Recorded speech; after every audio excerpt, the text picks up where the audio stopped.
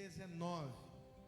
Gênesis 3, o finalzinho do versículo 19, que diz assim: porque tu és pó, e ao pó tornarás. Vamos dizer juntos? Porque tu és pó, e ao pó tornarás. Feche os teus olhos por um instante. Deus, eu te louvo pela tua igreja presente nessa noite, o teu povo, Senhor, aqueles filhos e filhas que o Senhor ama, ó Deus, e que vieram para declarar que também amam ao Senhor. E eu peço, Deus, vem com a tua graça sobre nós, ó Deus, e faz dessa noite uma noite preciosa. Revela a tua vontade aos nossos corações, revela a tua palavra, Deus. Edifica a tua igreja, edifica o teu povo, Senhor, e nos leva a ter um momento, ó Pai, profundo na tua presença, refletindo na tua palavra, ó Deus. Todo tipo de levante do inferno, de artimanha do diabo, Senhor, de ataque maligno, nós repreendemos no nome de Jesus e paralisamos, ó Pai, as estratégias do diabo e declaramos o teu senhorio nesse lugar, porque essa igreja, ela pertence ao Rei da Glória. A igreja é tua, Senhor, esse povo é teu, nossos corações te pertencem, ó Pai, e ninguém mais pode fazer nada nesse lugar a não ser a tua glória, em nome de Jesus, amém.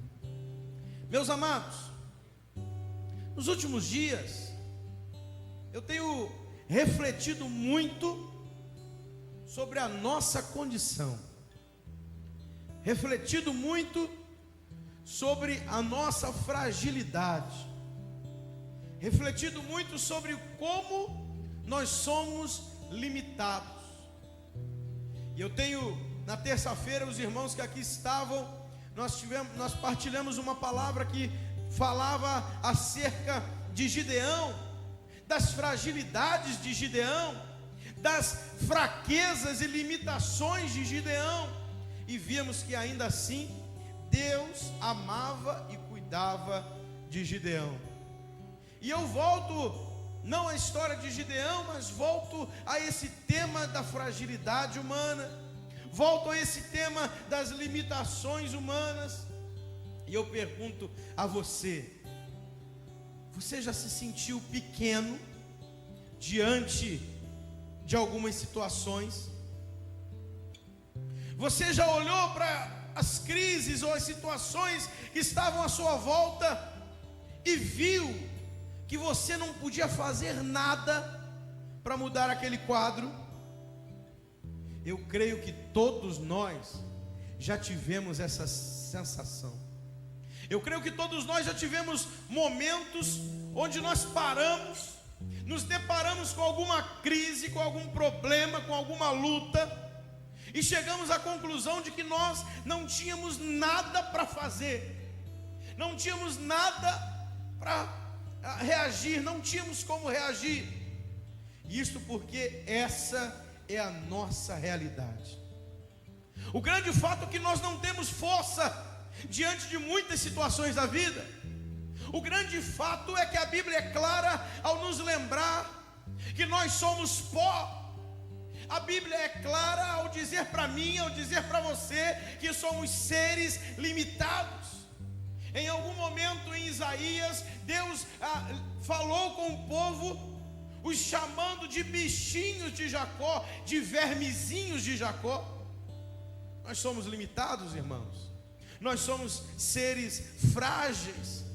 A Bíblia, quando olhamos para ela, vamos ver uma série de exemplos do que eu estou lhe falando.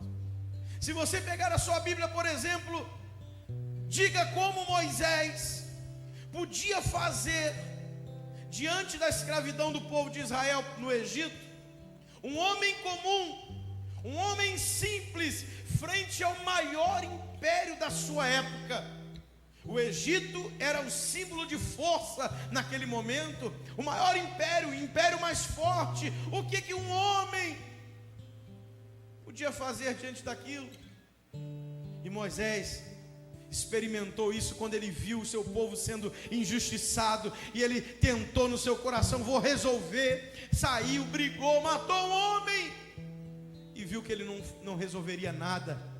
Teve que fugir para o deserto, porque ele descobriu que o seu braço não lhe levaria a lugar nenhum. Olhamos para a Bíblia e vamos ver, e você me responda: o que poderia fazer Naamã diante da lepra que veio sobre ele? Naamã era um homem respeitado, Naamã era um homem temido, um herói de guerra, alta patente, mas ele foi acometido de uma enfermidade que naquela época não tinha cura. Não havia remédio que curasse a lepra, não havia remédio que removesse os danos da lepra. A coisa era tão séria que o povo, as pessoas com lepra, não podiam morar no meio dos outros, tinham que sair a lugares chamados lugares de refúgio, onde eles deveriam morar, para que não passasse a doença, a enfermidade para outras pessoas. Aquele homem não podia fazer nada diante da lepra. Diga para mim o que podia fazer Davi, franzino, fraco, pequeno, diante de Golias, campeão filisteu, homem de guerra, acostumado às batalhas, homem acostumado a enfrentar grandes exércitos. Davi tinha no seu currículo que matou lá uns bichinhos que tentaram pegar as suas ovelhas. Esse era o seu currículo. O que faria Davi com um bodoque e meia dúzia de pedras? Como ele derrubaria um homem valente como Golias, com a sua armadura, com apenas algumas pedras de uma funda? Certamente Davi percebeu a sua fragilidade naquele momento. Diga para mim, ainda olhando para a palavra, o que fariam aqueles discípulos que foram a alto mar num barco muito simples, e de repente uma grande tempestade veio sobre eles? O que esses homens fariam nos dias de hoje, irmãos? Tempestades grandes conseguem derrubar embarcações modernas. Agora imagina nessa época onde as embarcações eram muito simples, não tinham nenhum tipo de defesa, nenhum tipo de recurso. O que fariam esses apóstolos, esses discípulos, no meio de um mar bravio? Como eles iam sair daquela situação? As situações que nós falamos aqui desses homens são situações às vezes semelhantes às que a gente enfrenta no dia a dia. Comece a olhar para a tua vida agora e comece a ver quantas situações você enfrenta, que você olha e diz: não tenho como resolver esse problema, não tenho como sair dessa crise, não tenho como resolver essa situação. Olhe para a sua vida agora e veja as lepras que tem lá. Olhe para a sua vida agora e veja as tempestades que te cercam. Olhe para a sua vida agora e veja o número de Golias que estão na sua frente. Olhe para a sua vida agora, meu irmão, e contemple os impérios monstruosos que estão de pé diante de você. Quantas situações na nossa casa a gente olha e diz assim: não posso fazer nada. Quantas situações no nosso relacionamento que a gente olha e diz: não posso fazer nada. Quantas esposas e esposos que olham para o seu casamento, vem o casamento numa tribulação terrível e diz: eu não posso fazer nada. É verdade que algumas coisas mudariam se nós tomássemos atitudes. É verdade que algumas situações que a gente enfrenta porque não toma atitude, enfrenta porque não fica de pé, enfrenta porque não muda algumas coisas. Mas muitas outras, a gente chega à conclusão facilmente que não há nada que a gente faça que possa mudar aquilo. Eu olho para a história do Michael Jackson, o camarada cheio de talento, incontestável o talento daquele homem, cheio de recursos financeiros, quanta potencialidade naquele homem, mas ele de repente chegou à conclusão de que o dinheiro, a fama, o talento, tudo aquilo que ele tinha, não podiam resolver os seus problemas. Eu olho para aqui, para o nosso país, e vejo um grande nome da nossa música, Cazuza. Talentoso, inteligente. Mas de repente as crises que vinham sobre a vida dele não podiam ser resolvidas com o dinheiro que ele tinha, não podiam ser resolvidas com o talento que ele tinha, não podiam ser resolvidas com os recursos que ele tinha à mão, porque às vezes a gente pensa que não resolve alguns problemas porque não tem dinheiro, às vezes a gente pensa que não resolve alguns problemas porque nos falta influência, às vezes a gente pensa que não resolve alguns problemas porque nos falta poder, mas existem situações que a gente não tem nada para fazer. E eu penso, irmãos, que nessa noite, quantos estão aqui nesse lugar, olhando para dentro de si, perguntando: o que eu faço? Respostas fáceis não adiantam. Coisa terrível é a gente ir num funeral e ter alguém dizendo assim: se você diz isso, não diga mais, irmãos. É a gente ir num funeral, num momento de dor, num momento de pranto, e alguém dizer assim para mim: não chora não. E às vezes ainda acrescentar: é a vontade de Deus. Pode até ser, mas como entender a vontade de Deus no momento em que meu coração está rachado e partido pela perda de alguém? Sabe qual é o problema?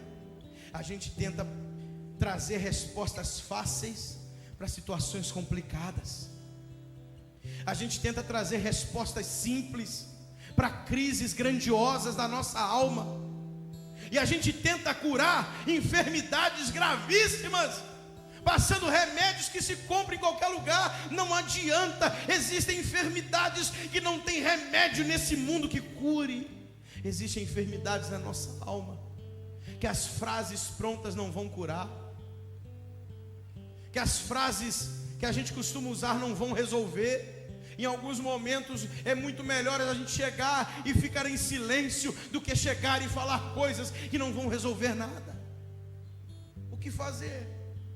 O que fazer diante da fragilidade? E eu pensando nisso, me vinham algumas coisas à mente. A primeira coisa que eu acho interessante para conseguir conviver com essas fragilidades humanas é não fugirmos da realidade. Sabe o que acontece? A gente tem que ficar o tempo todo batendo no peito e dizendo que a gente é forte. A gente tem que ficar o tempo todo dizendo para todo mundo que não tem ninguém igual a gente. A gente vive desde criança tendo que competir com as pessoas. Já de criança a gente diz lá: olha, você é o melhor aluno da turma, tem que ser o melhor, tem que ser o melhor, tem que ser o melhor. A gente vai alimentando esse sentimento de disputa, que nos obriga a sempre passar uma imagem de força, a sempre passar uma imagem de alegria, a sempre passar uma imagem de que tudo podemos. Até no Brasil isso ainda é pior ainda. Você já viu no esporte? Nós brasileiros não aceitamos nem o segundo lugar. O camarada foi vice-campeão, grande coisa. Foi incompetente. Se ele fosse competente, ele era campeão. O camarada disputou com 200 opositores, chegou em segundo. A gente não dá nenhum aplauso para ele. A gente precisa que a pessoa seja a primeira. E assim acontece que nós vamos criando essa capa. Quando alguém nos pergunta: como é que você está, irmão? Eu vou falar que eu não estou bem? Eu vou falar que eu estou com problema? Eu vou falar que eu sou poderoso? Vão pensar aí que eu estou em pecado? Vão pensar que eu estou sujo? Vão pensar que eu estou fora da presença de Deus? E aí a gente está todo quebrado, todo rachado. Olha assim: estou na bênção, só vitória, só maravilha. Está nada. Quebrado, ferido, rachado. E quanto mais nós negamos a essa realidade de que somos seres frágeis, quanto mais nós negamos que nós somos seres simples, cheios de limitações, mais nós sofremos, mais nós ficamos feridos, mais nós temos limitações. Eu fico pensando em grupos que nós conhecemos bem, por exemplo, como os Alcoólicos Anônimos. Esses grupos, eles fazem sucesso, eles têm altos índices de recuperação nas pessoas. E sabe o que acontece nos Alcoólicos Anônimos?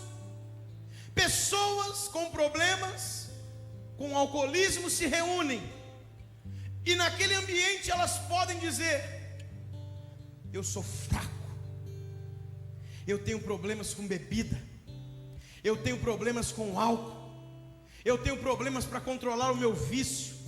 Ali elas podem abrir o coração, ali elas podem dizer da fraqueza delas. Talvez quando elas vão tentar arrumar um emprego, elas não podem fazer isso, senão ninguém dá um emprego para ela.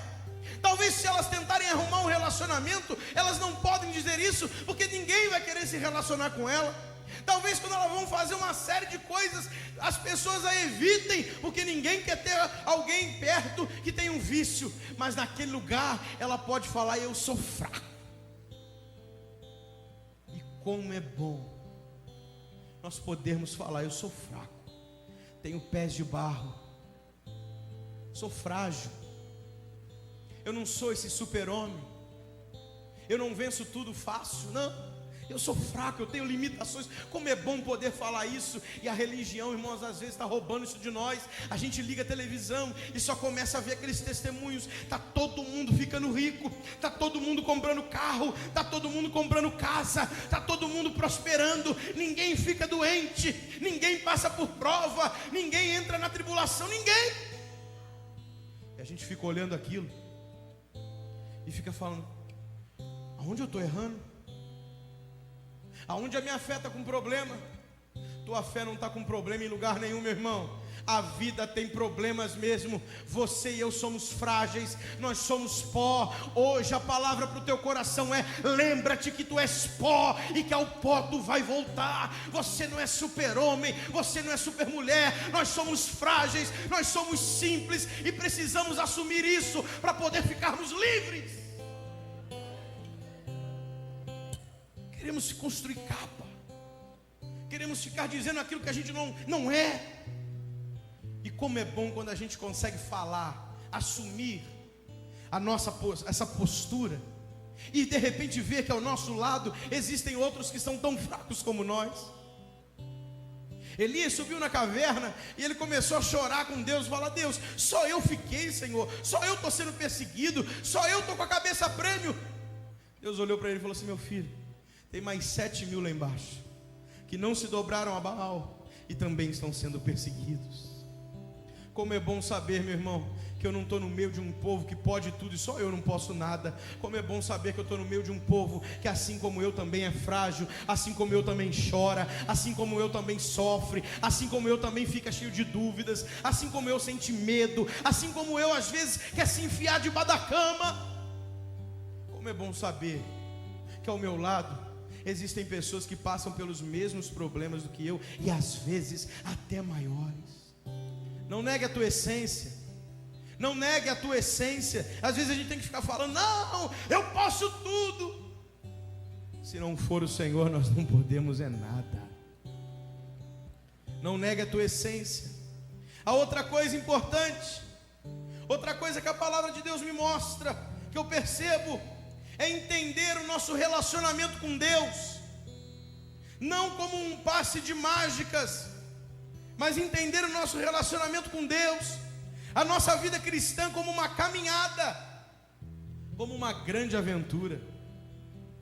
A gente está começando a se acostumar a achar que a fé da gente é coisa de mágica. Eu vou pedir para o pastor botar a mão na minha cabeça, e quando ele tirar a mão, não tem mais problema lá em casa. Vai vir quem? Missionário fulano de tal. Olha, quando ele der uma olhada para mim, acabou o problema.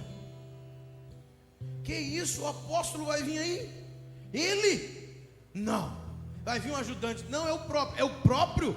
Se esse homem passar o lencinho com suor na minha frente, não vai ter mais problema na minha vida. A gente começa a achar que vida cristã é assim, passe de mágica, toca a varinha de condão na cabeça da gente, resolve o problema. Vida cristã não é assim, irmão. Vida cristã é caminhada mesmo.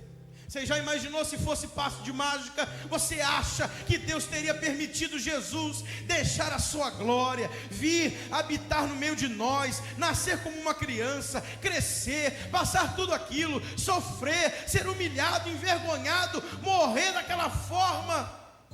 Você acha que Deus permitiria isso? Deus daria um passe, e de repente todo mundo já estaria perdoado, de repente todo mundo já estaria reconciliado, de repente todo mundo já teria livre acesso. Para que Deus permitiu Jesus passar por tudo aquilo? Porque vida cristã é caminhada. Tem momentos de dor sim, tem desertos sim, tem momentos de tribulação sim. Não adianta você querer fugir. Pode ir para outra igreja, mesmo lá vai ser assim também. Pode pedir o apóstolo para botar a mão na tua cabeça, vai ser assim. Porque vida cristã é assim, é caminhada. Existem coisas que não vão sumir da noite para o dia. Você vai precisar passar para aprender com o Senhor. Você vai precisar passar para ser aperfeiçoado. Você vai precisar passar para crescer. Então não fica achando que da noite para o dia tudo resolve. Caminha com Deus, marcha, chora, levanta e prossegue, porque tem vitória para a sua vida dessa forma. Aleluia. Caminhada, é caminhada, irmãos. A gente começa, o pastor Levi de vez em quando nos fala aqui que o culto é terapia espiritual. Eu gosto dessa expressão, porque todos os cultos é uma oportunidade que Deus dá a mim e a você de sermos renovados da nossa fé. Caminhamos, nos ferimos, nos machucamos, passamos por provas, somos humilhados, ficamos cansados, chegamos no culto, há um bálsamo de Deus para a nossa vida. E às vezes a gente escuta pessoas que dizem assim: eu não preciso ir à igreja não, eu tenho a minha fé em casa mesmo, lá eu oro, lá eu busco a Deus, lá eu falo com o Senhor, estou vivendo a minha vida muito bem. Que ilusão, irmãos. Como é bom nós estarmos congregados, como é bom nós estarmos juntos, sabendo, puxa, o meu irmão está passando por um problema. Ora eu estendo a mão para ajudar, ora eu estendo a mão para ser ajudado, ora eu estendo a mão para dizer: chora comigo, meu filho. Ora eu estendo a mão para dizer: deixa eu chorar contigo. E assim a igreja do Senhor não para, continua na caminhada. Vai chegar uma hora assim, meu irmão, em que a igreja não vai experimentar mais dor, não vai experimentar mais lágrimas, não vai ter sofrimento, não vai ter mais nenhum tipo de dor na tua vida. Essa hora vai chegar, porque o Senhor vai rasgar os céus, vai buscar a noiva do Cordeiro, vamos subir com Ele e vamos herdar tudo que Ele prometeu para nós. Mas enquanto essa hora não chega, caminha, meu irmão. Entenda que a vida cristã tem desafios, entenda que a vida cristã tem obstáculos, entenda que a vida cristã tem muita coisa difícil, mas tem vitória garantida para aqueles que não param, mas que prosseguem firmes para o prêmio da soberana vocação. Não tem mágica, irmãos. Às vezes o que você está precisando para resolver um problema teu não é de uma oração forte. E eu creio muito na oração. Às vezes o que você está precisando para resolver o teu problema não é de uma campanha de milagres. E eu gosto de campanha de milagres. Às vezes o que você está precisando para resolver o teu problema não é subir o monte ou fazer vigília. E eu gosto de subir o monte e gosto de vigília. Mas às vezes, sabe qual é a necessidade? Um abraço. Porque na caminhada às vezes a gente está sozinho. Pode orar, peça por mim, mas se você me der um abraço, como vai resolver? Às vezes o que a gente está precisando é de alguém que pare para nos ouvir. A gente pode abrir o coração e falar do que a gente está passando. Pode orar por mim, mas me ouça. Às vezes o que a gente precisa é de dormir um pouquinho mais. Pastor, está brincando? Tem crise que a gente está passando, porque a gente não consegue descansar, relaxar, tirar férias. Até Deus descansou, meu irmão.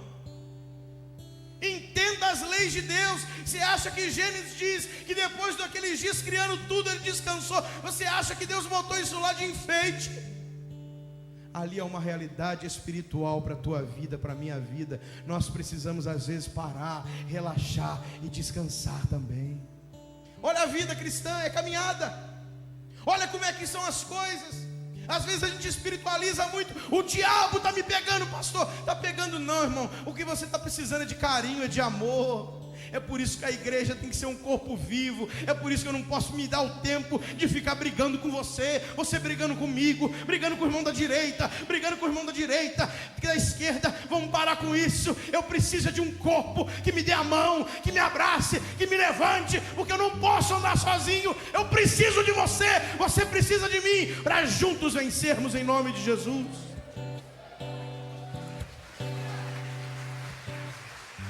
Satanás é astuto. Satanás fica lançando discórdia, a gente cai, fica brigando um com o outro. Aí vem dois brigados, os dois estão precisando de ajuda, os dois precisando de socorro. Em vez de um abraçar o outro e ficarem fortes, um fica acusando o outro e brigando com o outro. E um reino dividido não pode subsistir. A caminhada, irmãos, a caminhada. Talvez hoje o que Deus precisa falar para você não é: olha aí, recebe o milagre. Talvez hoje o que Deus precisa falar para você é: continua caminhando, filho. Continua caminhando. O choro pode durar uma noite. Vai, vive a tua noite. Vive o período dessa noite. Porque tem uma manhã chegando ali. Mas só chega na manhã quem enfrenta a noite. E eu ainda digo para você, meu irmão, eu penso ainda que para nós vencermos todas essas limitações que temos, devemos entender o que Paulo diz em 2 Coríntios capítulo 4, versículo 7. O tesouro é maravilhoso, mas ele está guardado dentro de vasos de barro.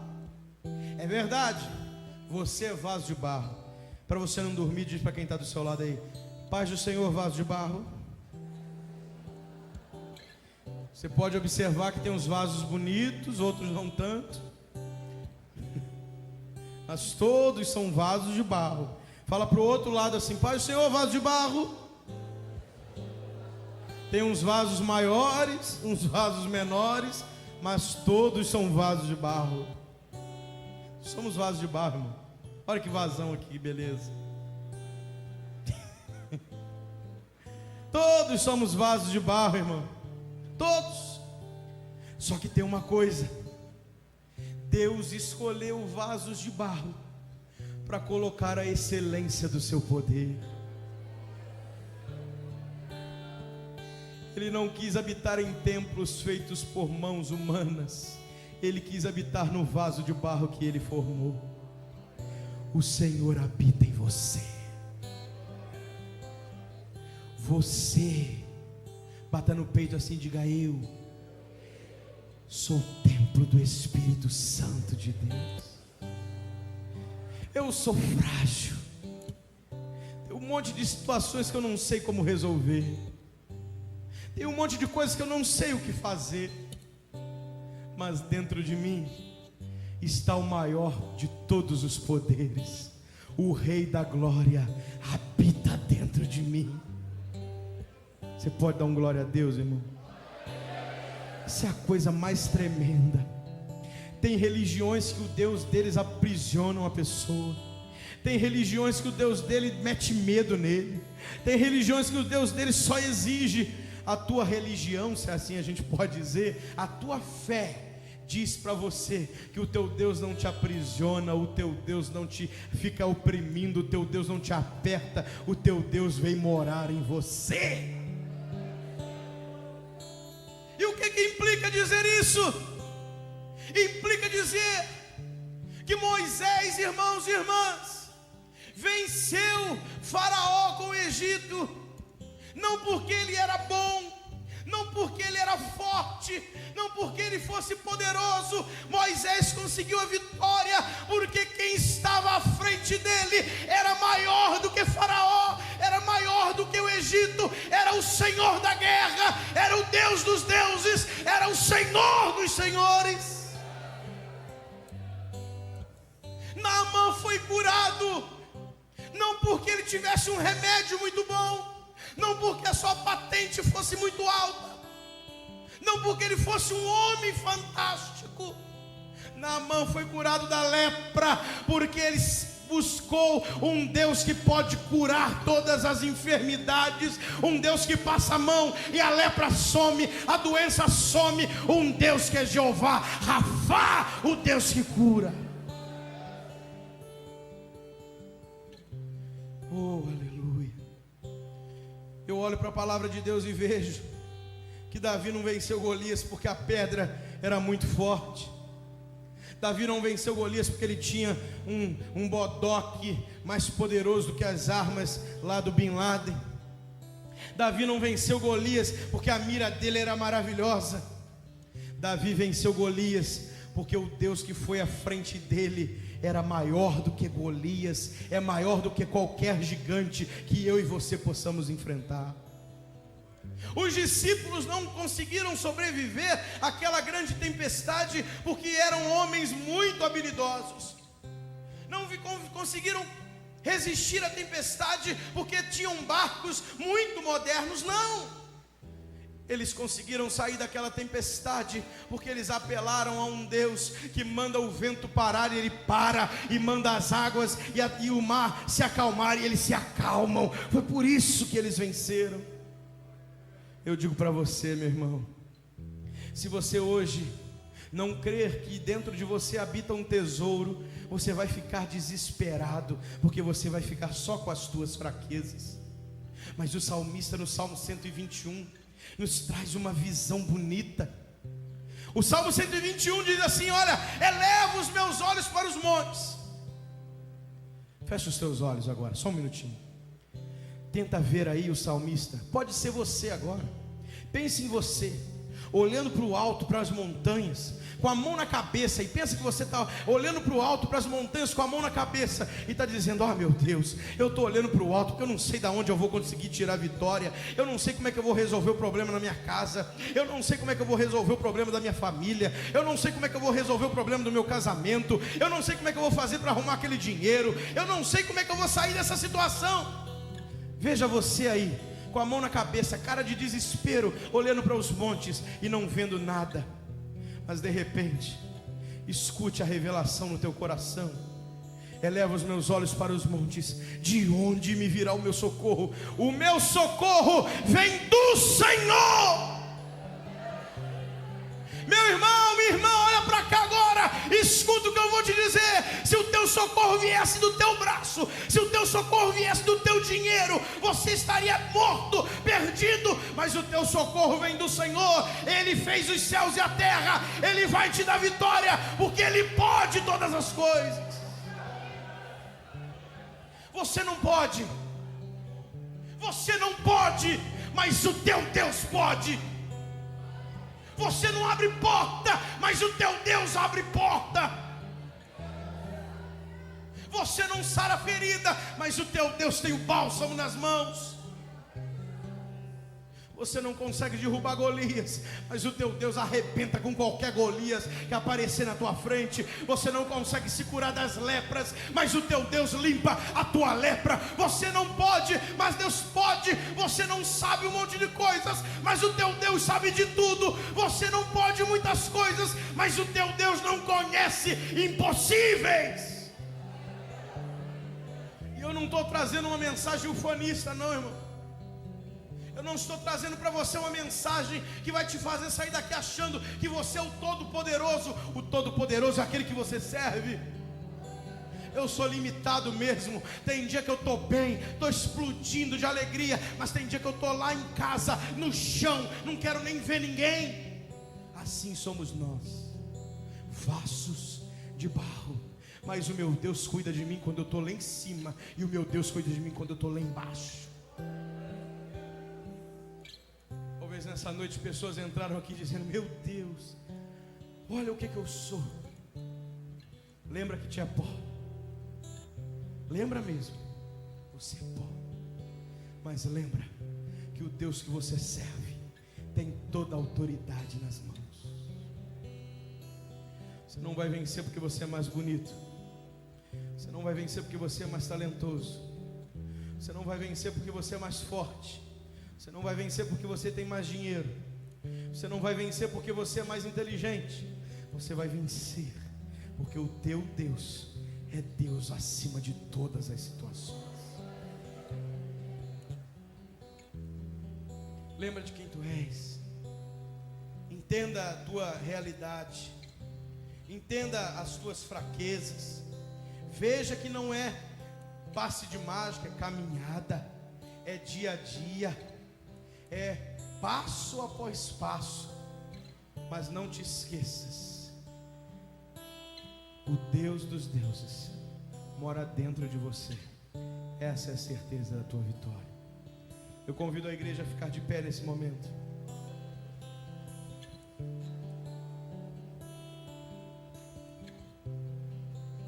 Olha, irmãos, eu confesso, quantas vezes eu converso com pessoas no gabinete pastoral, nos corredores da igreja, e às vezes ouço problemas e fico frustrado pensando, meu Deus, queria tanto fazer alguma coisa para resolver o problema desse irmão. Queria tanto fazer alguma coisa para resolver o problema dessa irmã. E às vezes vou triste para casa, o coração vai ferido, porque quando eu ouço o problema daquele irmão, daquela irmã, eu descubro que apesar do título de pastor, apesar da posição que o Senhor me colocou, eu descubro e me lembro que eu sou pó e que ao pó eu vou voltar. Às vezes eu não tenho nada para fazer. Às vezes eu não tenho nenhuma resposta decente para te dar. Às vezes eu não tenho uma saída boa para te apontar. Às vezes eu não posso fazer nada. Mas eu quero dizer para você que todas essas vezes eu olho para o meu Deus e eu digo, eu creio num Deus que pode. E duas coisas eu desejo fazer nesses momentos. A primeira é te abraçar e chorar junto contigo. E dizer, conta comigo para a gente chorar junto. Vamos caminhar junto, porque nós estamos na guerra juntos em nome de Jesus. E a segunda é orar pela tua vida e dizer, Deus, não posso fazer nada por esse irmão, não posso fazer nada por essa irmã, mas o Deus que eu prego e que eu sirvo pode fazer. Entra com providências. Quem sabe nessa noite existam pessoas aqui dizendo, Deus, eu estou quebrado, sou pequeno, estou me sentindo nessa noite mais do que nunca vermezinho de Jacó. Fica triste não, irmão, nós somos isso mesmo. Mas eu quero orar pela tua vida hoje, porque olha, caminhada. Deus hoje te trouxe não para que todos os teus problemas acabassem, não para que eu dissesse para você, olha, seus problemas se acabaram. Mas Deus hoje te trouxe para dizer assim, dá mais um passo, filho, porque passo a passo você vai chegando até o dia perfeito na presença do Pai. Provérbios nos diz isso. A vereda dos justos, o caminho dos justos é como a luz da aurora, que vai brilhando dia a dia até chegar a ser dia perfeito na presença do Pai. Dá mais um passo hoje, irmão. Dá mais um passo amanhã. Dá mais um passo na terça-feira. Vai dando um passo, porque vai chegar a hora que você vai dar mais um passo só e vai chegar na terra que mana leite e mel, porque as promessas se cumprirão na tua vida. Se está difícil de dar mais esse passo, não fica pensando duas vezes.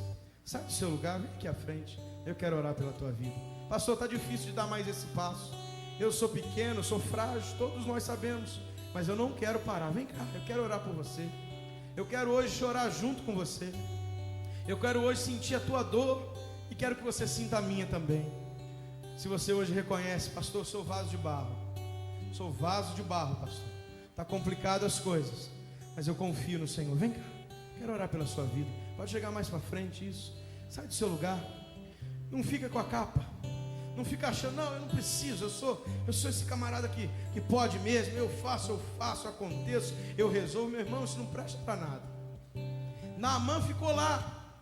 Eu vou tomar banho nesse rio? Na minha terra tem rios mais limpos. Não queria tirar a farda, porque quando ele tirasse a farda, as pessoas iam ver a lepra. Se hoje eu não expor a minha lepra, Deus não pode me curar. Mas eu prefiro arrancar minha capa. Eu prefiro arrancar minha capa e ser curado nessa noite, do que ir todo enfeitado para casa e debaixo daquele enfeite todo eu estar podre de lepra. Eu sou vaso de barro. Os irmãos que aqui estão são vasos de barro também, mas dentro de nós habita o maior de todos os tesouros. Enquanto nós cantamos um canto com os irmãos, vá orando, vai chorando, já tem irmãos chorando aqui à frente. Se você sentiu o desejo de abraçar alguém, abraça, tenha liberdade, deixa o Senhor tratar, deixa o Senhor te curar nessa noite.